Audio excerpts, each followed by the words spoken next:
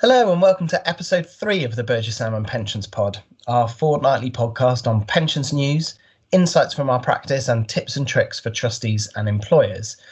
I'm Chris Brown, a director in the pensions team. Last time we looked at the Pension Schemes Act 2021 and its impact on corporate transactions and particularly on the notifiable events regime. The episode before that we looked at initial trustee responses to the Pension Schemes Act. So if either of those sound of interest, be sure to look at our website. Thanks, Chris. And I'm Helen Cracknell, a solicitor in the pensions team. In today's podcast, we'll be discussing the interaction between pensions and charity law. But first, the regulator's new powers have been enforced for just over a month now, and we've certainly seen trustees considering them and taking them very seriously.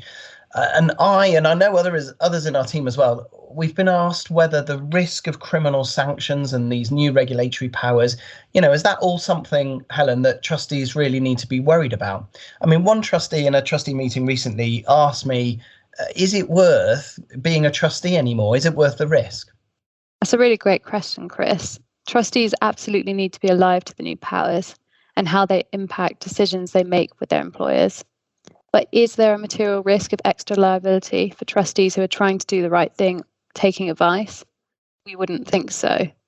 The regulator itself has said in its criminal offences policy from September of this year that although the offences are broad in scope, now this next section is a direct quote, the vast majority of people do not need to be concerned. We don't intend to prosecute behaviour which we consider to be ordinary commercial activity. So hopefully that allows any lay trustees listening who've seen a lot of the news and thought that things are getting more onerous, well, they can think that they are, but if they're trying to do the right thing and taking advice, the regulator's powers should not be something to be afraid of. Of course, there are some things that trustees can do to protect themselves from liability, speaking generally here. So let me introduce our first guest, Amy Davies, a senior associate in our pensions team. Amy, would you add anything further? What do you think that trustees can be doing to protect themselves as they go about their day-to-day business?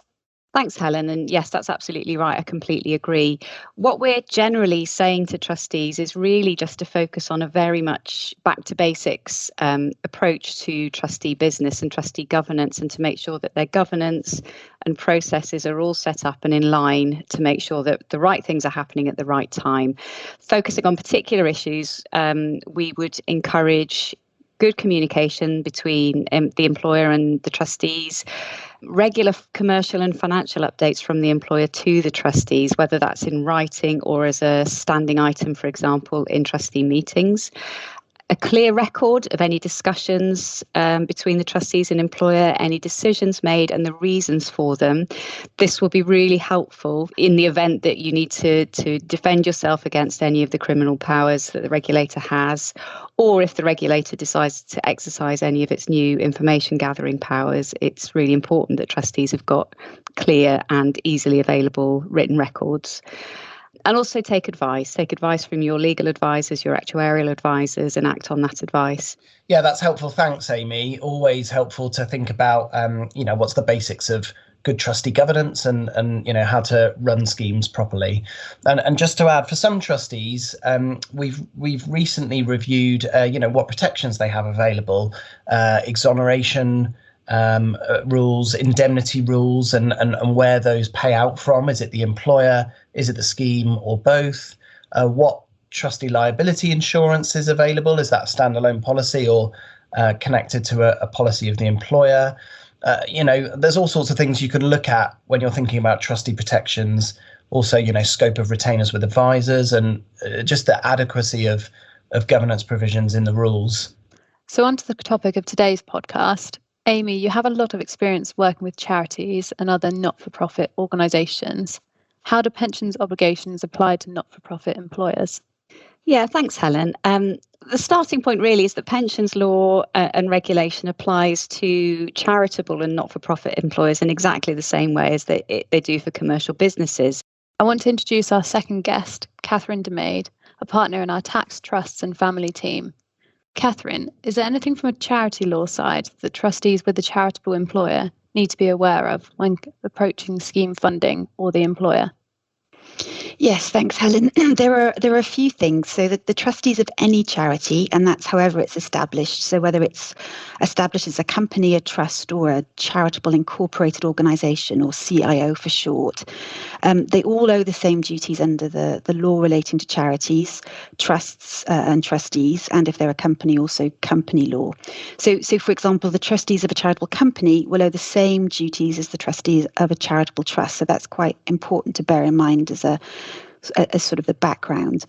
There's obviously also specific duties imposed by the Charities Act 2011, and for example, they have to register with the Charity Commission and they have to generally prepare annual reports. But it's easy to sometimes forget that it's equally important that the duties that underpin all acts as trustees apply to charity trustees, whether it's a company, a CIO, or a charitable trust. And the most important of those duties in this context, firstly, they have to ensure that the charity's assets are applied only for its particular charitable purposes. So that's sort of an overriding duty. They've also got to act within the powers they have as trustees of the charity, whether those powers are given by their constitution or by charity law or trust law. And again, they have to exercise those powers only in the best interests of the charity. So there can sometimes be, a difference that applies to charity compared with directors of normal companies, for example, where they've got a duty to obviously preserve and enhance assets for the benefit generally of their shareholders. That's interesting, Catherine, isn't it? And we can already see a sort of an interesting interaction with pensions law and particularly the guidance that the pensions regulator gives out to employers, which, for the most part seems to be very much focused towards normal commercial activity in corporate employers. So, for example, many of our listeners will know that one of the regulator's objectives, particularly in relation to funding and agreeing valuations, is to minimise any adverse impact on the sustainable growth of the employer. So we can already see that wording doesn't really sort of cover the context of a charitable employer who are not going to be aiming at sustainable growth in the traditional commercial sense. Yeah, absolutely. So I guess the question of how the trustee should consider the charity's purpose is an interesting one, which trustees of pension schemes might want to discuss with their advisors. Yeah, absolutely. I think that's a very good point to draw out. Okay, and so and continuing on the points relating to scheme funding, Catherine, I think one of the other things that I've certainly seen in the advice that I've given to trustees of pension schemes that are sponsored by charities is that there can be some interesting issues that crop up when we're talking about scheme funding and valuations and the way in which charities may or may not be permitted to use the assets that are available to them. Could you comment on that at all for us? Yes, no, absolutely. And it's something, it's well pointed out because it can get forgotten, but there are some fairly unique concepts which apply to the basis upon which charities hold their assets. And the basis on which they hold the asset will determine the powers and the duties they've got in relation to it. So, for example, it may mean that the asset in question can only be used or applied for particular charitable purposes within perhaps the wider range of purposes for which the charity has been established. And an example there would be, a university might hold a certain portfolio of investments to pay for a particular scholarship. Or it may mean that the charity's got no power to sell the asset at all. So an example there would be sort of a permanent endowment. So some of the most common examples you tend to see of those restrictions are, firstly, trust assets. So a charity asset will be designated as a trust asset. If it's an unincorporated charity, so if it's a charitable trust, all of its assets will be designated as trust assets. Charitable companies, so incorporated charities, can still, their assets aren't generally trust assets, but they can hold specific assets as a trust asset. And that's usually because the donor has imposed a condition or a restriction when they donated the asset to the charity. So it's always important that a charity establishes whether any of its assets are trust assets. And then again, the two types of restrictions that apply to trust assets are that an asset can only be applied for a particular purpose, and that's usually referred to as a special trust. And again, the example there is the university that has to apply the income from a specific investment for a scholarship. The other one is the permanent endowment example, and that would be, I suppose, where again you could have a specific investment. So again, a portfolio of investments could be given to a charity on the basis that they retain that investment permanently. So they're not allowed to sell it and dispose of the cash for its charitable purposes. They've got to retain it, but they can then apply the income generated by it for its charitable purposes. That's quite a typical permanent endowment. That's really helpful, Catherine. Thank you. And I think for our purposes as advisors, primarily to trustees of pension schemes that might be sponsored by charitable employers, I think the points that I'm taking away from there are that firstly, you need to understand what the nature of the assets are that the charity is holding.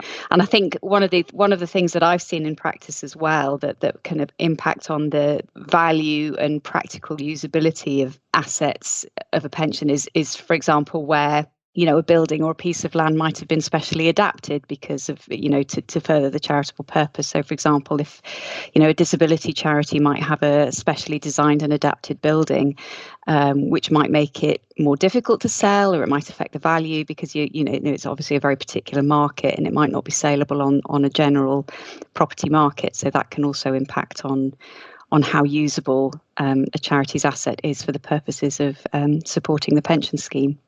Thanks both. Yeah, that's a really interesting discussion and some interesting points there for pension trustees. I think what that draws out is the need for coordinated advice between pension specialists and charity law specialists, and also for coordinated advice between legal advisors and covenant, because I think the covenant of a not-for-profit or charitable employer isn't necessarily straightforward to determine. And we've come across that in practice. We act for a number of pension schemes with charitable employers or not-for-profit employers, religious bodies and educational institutions. Amy, can you give us some examples of where you've seen funding solutions working in practice? Yeah, thanks, Chris. That's right. So we're, for example, currently dealing with a framework agreement which incorporates a number of sort of sub-agreements, if you like, which involve firstly money being put aside by the charity for funding purposes, also charges over real estate, along with mechanisms for the release of the properties on certain funding triggers, and finally an agreement on a long-term funding objective for the scheme. Yeah, bespoke solutions work well. A few years back, we helped a charity put in place a contingent contribution mechanism where essentially the covenant was monitored and extra cash was put into the scheme only if the covenant fell below a certain metric. So yeah, bespoke solutions work well. There's some really interesting examples there, and there clearly are innovative approaches for charities because of the natural interaction between pensions law and charitable law.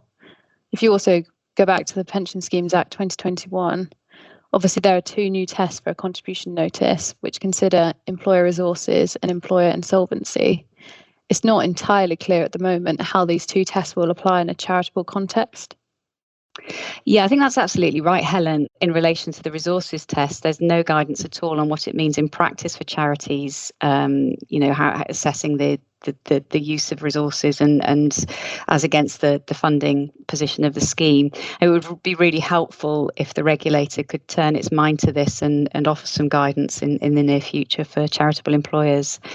We should also note the changes to the scheme funding regime under the Pension Schemes Act 2021 and the move towards a specified fast-track funding approach.